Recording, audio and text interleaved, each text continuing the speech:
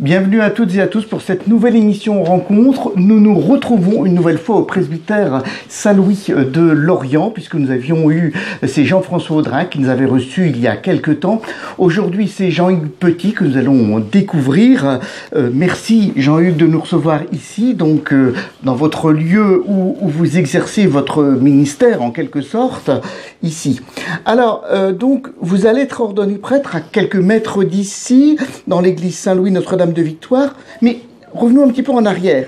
C'est le samedi 21 décembre 2019, si je me trompe, que vous avez été ordonné diacre en vue du ministère presbytéral dans la basilique Saint-Nicolas de Nantes par Monseigneur Jean-Paul Jabre. On est d'accord? Oui. Et votre ordination presbytérale était prévue en juin 2020 à Nantes et elle va avoir lieu le 18 décembre à Lorient. Pourquoi autant de temps? Que s'est-il passé? Alors, on a envie de dire le Covid, mais il n'y a peut-être pas que ça. Non. Ouais, c'est pas lié que au Covid, même si le fait la pandémie a commencé entre les deux, entre mon ordination diaconale et la date qui était prévue initialement pour mon ordination sacerdotale. Donc ça devait durer 6 mois, et finalement ça aura duré 3 ans. 6 mois, c'est la durée minimale entre l'ordination diaconale et l'ordination presbytérale, habituellement. Ouais, exactement. Ça. Donc il faut au moins 6 mois. En fait, c'était en décembre initialement parce que j'étais prof jusque-là. Je préparais des élèves au baccalauréat, donc en juin. Je n'étais pas prêt à ce moment-là. Prof dans quel domaine? Et j'étais prof de philo. Philo, d'accord. Voilà. Ok. Je n'étais pas disponible, donc ça c'est finalement en décembre. Et puis entre les deux, donc l'évêque est parti. L'évêque de Nantes est devenu évêque de Bordeaux. Et pendant la période de transition, on m'a dit ce serait bien d'attendre que le nouvel évêque arrive. Donc ça a repoussé un peu évidemment. Mais tout de même, les confinements, m'ont aidé un peu à réfléchir. J'avais un projet en tête depuis plusieurs années, qui était celui de l'oratoire. J'aurais espéré que ça se fasse à Nantes. Et puis, je me suis rendu compte que ce projet me tenait beaucoup à cœur et que ce serait difficile à faire à Nantes à court terme, même à moyen terme. Et surtout, ce serait difficile de demander à rejoindre un autre oratoire une fois prêtre. Une fois qu'on est prêtre, on a été ordonné pour quelque part. Partir juste après, ça aurait été un peu compliqué. Et donc, je me suis dit, je pourrais demander à essayer. Je sais que ça va se lancer à Lorient. Je connaissais déjà un peu les prêtres qui lançaient ça. Je me suis dit, je vais demander un temps, au moins une année, pour essayer, voir. Voilà, c'est l'année que j'ai prise. Voilà. Ça s'est confirmé. Et donc, j'ai demandé à intégrer le diocèse de Vannes. Et maintenant que la chose s'est stabilisée, je suis prêt pour être ordonné prêtre. Voilà, donc vous êtes pleinement incardiné, on va dire, au diocèse de Vannes, pour parler un petit peu langage d'église. Ouais. D'accord, ok. Alors, sœur Marianne Leroux dit de vous, je cite, « Il se prête volontiers à l'interview, mais il n'est pas versé dans la presse people. » Qui est sœur Marie-Anne Leroux et que pensez-vous de sa réflexion? Vous voyez mes sources. Donc en fait c'est tout simple, c'est avant d'être ordonné diacre, je me suis livré un peu au même exercice. Donc c'est une religieuse qui est à Nantes, qui était sur la paroisse où j'étais à Nantes. Oui. Et qu'est-ce qu'elle a voulu dire par là? Je pense que moi j'aime pas tellement ce genre d'exercice. Vous n'aimez pas vous mettre en avant, c'est ça? Oui, voilà, parce que je suis pas très doué pour ça. Encore que. Et bref, et donc voilà, je pense que c'est tout simplement ce qu'elle a voulu dire. D'accord, ok. Alors, est-ce que vous pouvez nous parler de la cordée de la famille missionnaire de Notre-Dame? Oui, bien sûr. Alors, ça fait référence, bien sûr, à ce que vous avez vécu avant, ceux qui nous regardent s'en rendent compte. Oui, en fait, je dis souvent que moi, ce qui m'a marqué dans mon itinéraire pour devenir prêtre, c'est l'année quand j'étais en terminale. Jusque-là, j'étais très versé dans le scoutisme. C'était ça un peu mon expérience de l'Église, et puis de la foi, puis de la foi avec d'autres. C'est une bonne expérience. Hein, c'est une bonne expérience, mais pour moi, c'était très lié à mon cercle immédiat. C'était des amis, des gens que je retrouvais à l'école, ça. Et l'année de terminale, je trouvais que j'avais fait un peu mon temps dans le scoutisme, et donc j'ai rejoint une autre équipe, qui s'appelle une cordée. Et pour moi, ça a été l'occasion d'une ouverture, parce que je me suis rendu... j'ai été en lien avec des gens que je voyais nulle part ailleurs que pour ça. Et qui me paraissaient, comment dire, c'est des gens que j'aurais pas du tout associés à la foi chrétienne. Je me serais dit, c'est des gens d'autres quartiers, tout ça. Et pour moi, ça a été une expérience assez forte de me rendre compte que l'Église, à travers cette expérience-là, était plus large que ce que j'avais imaginé. même si la cordée c'était encore petit, hein, oui. Mais c'était pour moi un peu un pas supplémentaire. Voilà, une découverte vers d'autres gens que vous ne pensiez pas être un petit peu attachés à l'Église, quoi. C'est ça que vous voulez dire. Oui, même concerné par sensible au message du Christ. Ouais.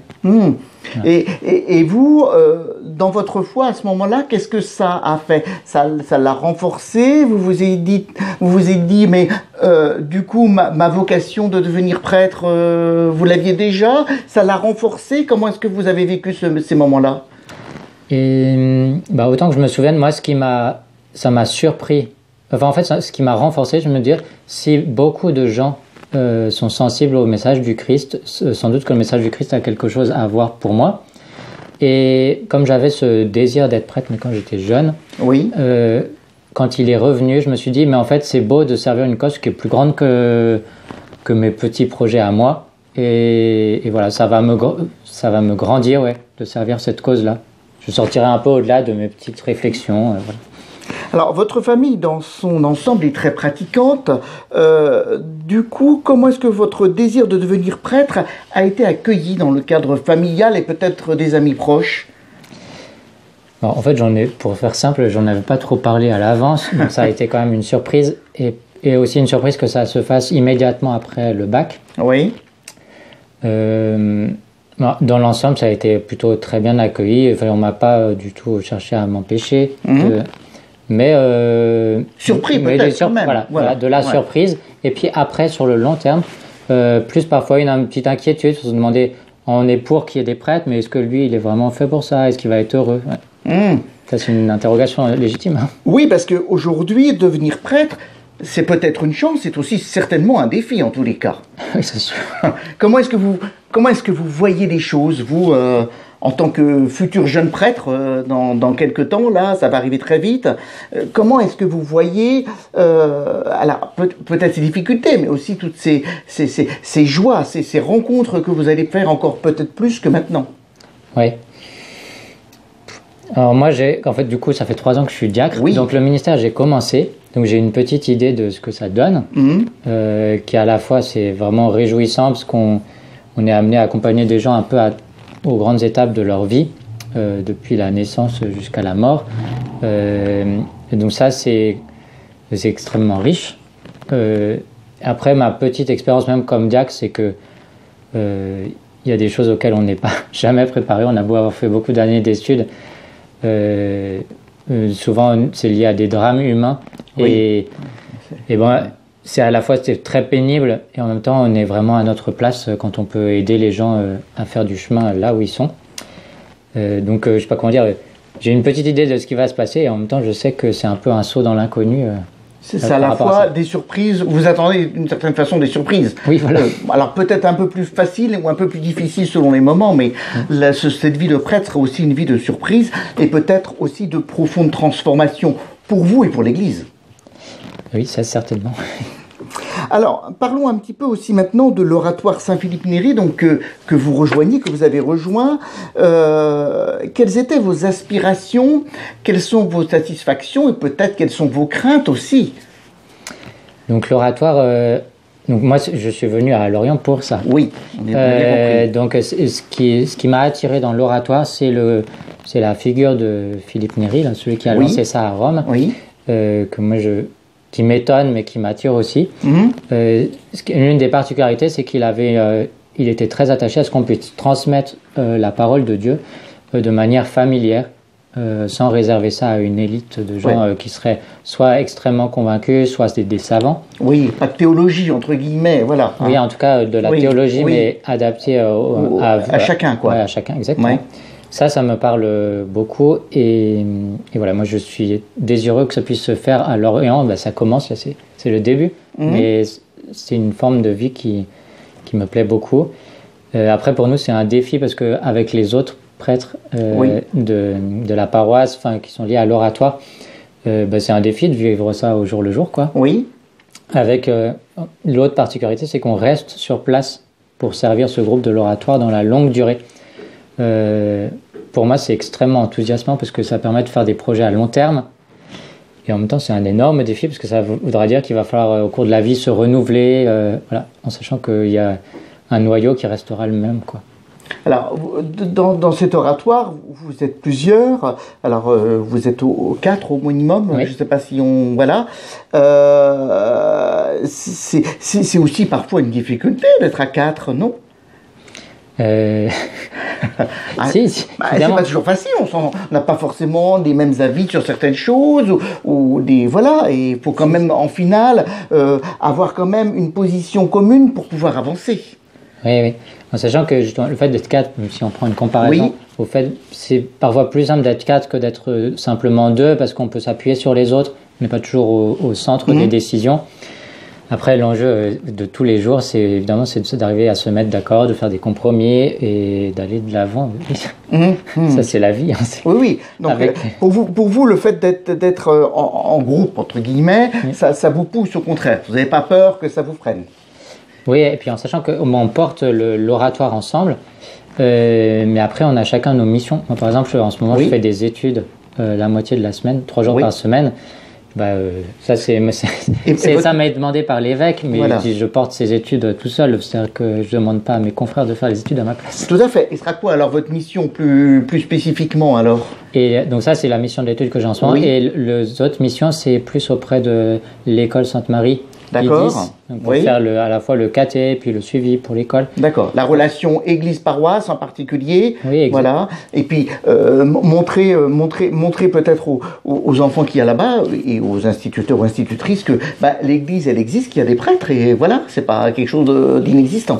Oui, et puis même quelque chose d'encore plus fondamental, c'est de venir parler un peu de Dieu, du Christ à ses enfants.